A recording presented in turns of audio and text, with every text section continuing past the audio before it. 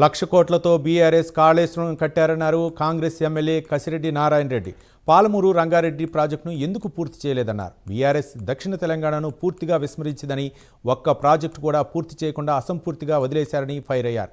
ఎన్నికలు వస్తున్నాయి కాబట్టి రాజకీయాలు చేస్తున్నారన్న ఆయన నిరంతరం ప్రజల కోసం పరితపిస్తున్న వ్యక్తి సీఎం రేవంత్ రెడ్డి అని చెప్పుకొచ్చారు.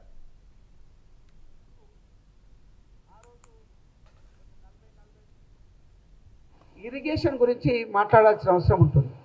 ఇరిగేషన్ను అసలు అక్కడ తీసుకెళ్ళి మీకు అందరు తెలుసు, వేలాది కోట్ల రూపాయలు, దాదాపుగా 1,00,000 కోట్లకు దగ్గరగా ఆ కాళేశ్వరం మీద పెట్టిండ్రు. మా దగ్గర కూడా ఉమ్మడి మహబూబ్నగర్ జిల్లాకు సంబంధించి